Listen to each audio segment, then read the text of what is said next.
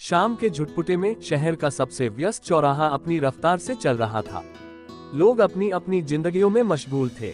तभी एक आदमी करीब 35-40 साल का अपनी कार रोककर चौराहे के पास खड़ा हुआ। उसके चेहरे पर बेचैनी और आंखों में गहरी सोच थी। उसका नाम रवि था, जो एक सामान्य नौकरी पेशा इंसान था। रवि ने अपनी कार का शीशा नीचे किया और चौराहे के किनारे बैठे एक महिला को देखा। उसके हाथों में कटोरा था और वह भीख मांग रही थी। चेहरे पर थकावट और आंखों में दर्द साफ झलक रहा था, परंतु उस चेहरे को देखकर रवि स्तब्ध रह गया। वह चेहरा कोई और नहीं बल्कि उसकी पूर्व पत्नी सुमन का था। दोनों की शादी को खत्म हुए 3 साल हो चुके थे। रवि और सुमन ने कॉलेज में साथ पढ़ाई की थी। प्यार हुआ और जल्द ही शादी भी। लेकिन शादी के कुछ सालों बाद छोटी छोटी बातों पर झगड़े बढ़ने लगे।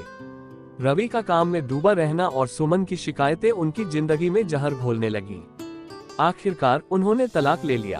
तलाक के बाद सुमन ने रवि से कहा था, तुम देखना, मैं अपनी जिंदगी खुद बना लूंगी, मुझे किसी की जरूरत नहीं।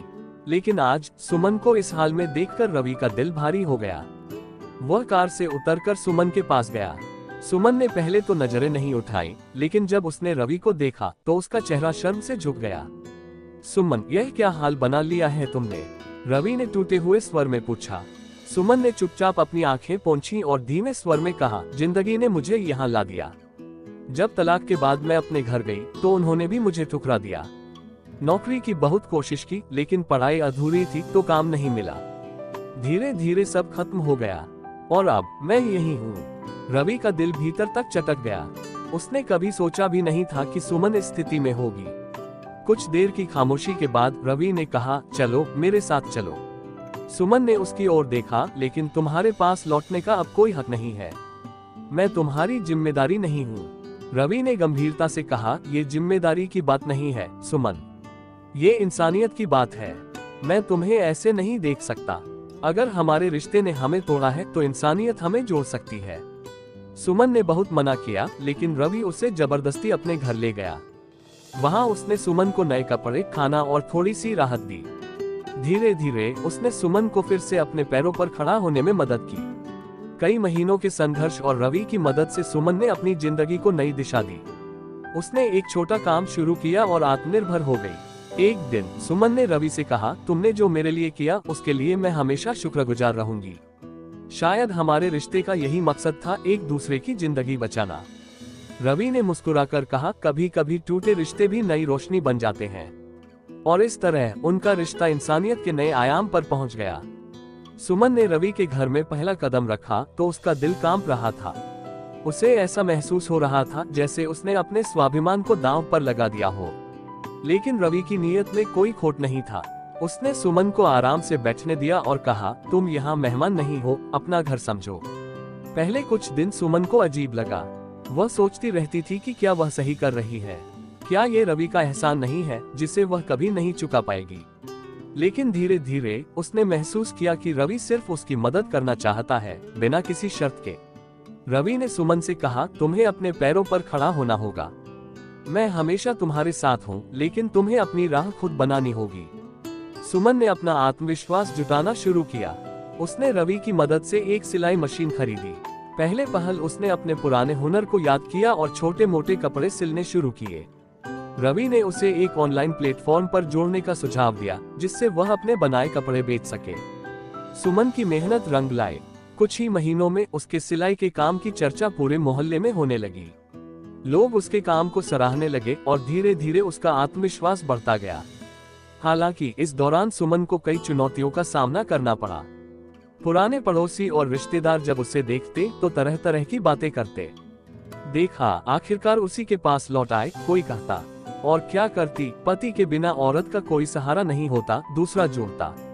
सुमन इन बातों को सुनकर अंदर से टूट जाती, लेकिन अब उसमें लड़ने की हिम्मत आ चुकी थी। उसने रवि से कहा, मैं तुम्हारे घर में नहीं रह सकती, मुझे खुद का एक ठिकाना चाहिए। रवि ने बिना किसी सवाल के उसकी मदद की। उसने सुमन के लिए किराए पर एक छोटा सा कमरा ले दिया। सुमन ने उस कमरे को अपना नया घर बनाया। एक दिन सुमन ने रवि से पूछा, तुमने मुझसे तलाक के बाद भी मेरी मदद क्यों की? हम दोनों ने तो एक दूसरे से सारे रिश्ते तोड़ लिए थे। रवि मुस्कुराया और बोला, सुमन, रिश्ते कागजों से नहीं टूटते, मैंने तुम्हारे साथ जो समय बिताया वह मेरे लिए हमेशा खास रहेगा। और जब मैंने तुम्हें इस हाल में देखा तो मैं खुद को रोक नहीं सका। कभी कभी इंसान को दूसरे इंसान के लिए बस अच्छा करना चाहिए, बिना किसी उम्मीद के। सुमन उसकी बात सुनकर चुप हो गई। वह सोच रही थी कि काश वे दोनों पहले एक दूसरे को इतनी गहराई से समझ पाए होते। समय बीतता गया। सुमन ने अपने छोटे से सिलाई के काम को एक ब्रांड में बदल दिया। उसने और महिलाओं को भी काम पर रखा जो अपने परिवार चलाने के लिए संघर्ष कर रही थी। एक दिन उसने रवि को अपने नए ऑफिस में बुलाया। रवि को देखकर उसने कहा, ये सब तुम्हारे बिना संभव नहीं होता। मैंने सिर्फ सपने देखे थे, लेकिन तुमने उन्हें हकीकत में बदलने का रास्ता दिखाया। रवि ने कहा, तुमने मेहनत की सुमन, मैं सिर्फ एक सहारा बना। तुम्हारा साहस ही तुम्हारी असली ताकत है। सुमन और रवि ने अपनी जिंदगियों को नई दिशा दी। उनका रिश्ता अब दोस्ती और सम्मान पर आधारित था।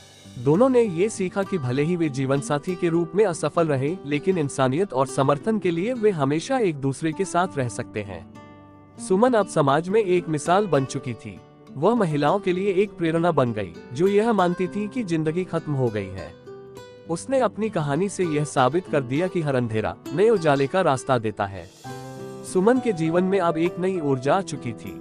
वह समाज में अपने लिए एक अलग पहचान बना चुकी थी। लेकिन उसके दिल में अब भी एक सवाल उठता था, क्या उसकी यह कामयाबी रवि के बिना मुमकिन होती? एक दिन सुमन ने रवि को अपने नए घर चाय पर बुलाया। वह छोटा सा घर था, लेकिन हर कोना उसकी मेहनत की कहानी बयां करता था। जब रवि वहां पहुंचा तो सुमन ने उसे गर्व से पूरा घर दिखाया। देखो रवि, ये सब तुम्हारी वजह से है, सुमन ने कहा। रवि ने मुस्कुराते हुए कहा, ये तुम्हारी मेहनत है सुमन, मैंने तो बस एक शुरुआत की।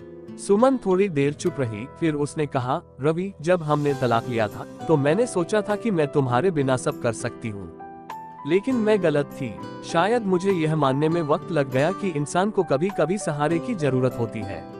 रवि ने गंभीरता से जवाब दिया, सुमन, सहारा देना गलत नहीं है, लेकिन हमें ये भी समझना चाहिए कि कोई भी इंसान हमेशा अकेला नहीं लड़ सकता। जो मैंने तुम्हारे लिए किया वह किसी भी इंसान का फर्ज है। हमारे रिश्ते खत्म हो गए थे, लेकिन हमारी इंसानियत नहीं। सुमन ने उसकी बात सुनी और गहरी सांस ली।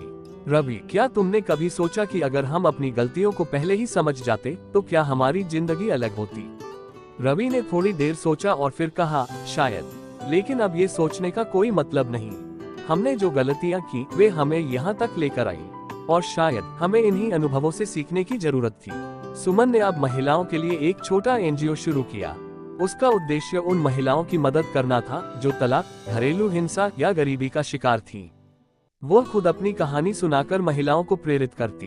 एक दिन सुमन के एनजीओ के उद्घाटन के मौके पर रवि भी आया। सुमन ने मंच पर खड़े होकर कहा, आज मैं जो कुछ भी हूँ वो मेरी गलतियों, मेरी मेहनत और उन लोगों की वजह से हूँ जिन्होंने मुझे गिरने से पहले संभाला। खासकर रवि, जिसने उस समय मेरा साथ दिया जब मैं खुद को बिल्कुल अकेला महसूस कर रही थी। रवि यह सुनकर भावुक हो गया। उसने सुमन की तरफ देखा और सिर हिलाकर मुस्कुराया। सुमन अब सिर्फ अपनी पहचान ही नहीं बल्कि दूसरों की जिंदगियां भी बदलने लगी थी। जिन लोगों ने कभी उसका मजाक उड़ाया था वे अब उसकी तारीफ करते नहीं थकते। एक दिन पुराने पड़ोसी उसे देखकर बोले, सुमन, तुमने जो किया वह बहुत बड़ा है। हमें गर्व है कि तुम हमारी मोहल्ले की हो। सुमन ने उन्हें धन्यवाद दिया, लेकिन मन ही मन सोचा, ये वही लोग हैं जिन्होंने मुझे कभी गिराया था, पर अब मैं समझ चुकी हूँ कि खुद पर यकीन और मेहनत सबसे बड़ी ताकत है। समय बीतने के साथ रवि और सुमन ने अपनी जिंदगियों में संतुलन बना लिया था। दोनों अब एक दूसरे के जीवन में दोस्त की तरह थे। वे एक दूसरे की कामयाबी का हिस्सा बने, बिना किसी शर्त और बंधन के। एक दिन रवि ने सुमन से पूछा, क्या तुम्हें लगता है कि हमारी कहानी अब खत्म हो गई है? सुमन ने मुस्कुराते हुए कहा, नहीं रवि, हमारी कहानी खत्म नहीं हुई। ये सिर्फ एक नए अध्याय की शुरुआत है। हम दोनों ने जो सीखा वह हमें जीवन भर प्रेरणा देता रहेगा। सुमन और रवि की कहानी यह सिखाती है कि रिश्ते कभी कभी टूटते जरूर हैं, लेकिन उनके पीछे छूटे जज्बात और अनुभव हमें नई राह दिखा सकते हैं। गलतियां इंसान को गिराती हैं, लेकिन उठकर चलने का साहस ही असली जीत है। सुमन अब दूसरों के लिए मिसाल बन चुकी थी। कहानी आपको कैसी लगी कमेंट में हमें जरूर बताएं, और इस तरह की कहानी के लिए हमारे चैनल को लाइक और सब्सक्राइब करें ताकि हमारी अगली वीडियो आप तक सबसे पहले पहुंचे। जय हिंद।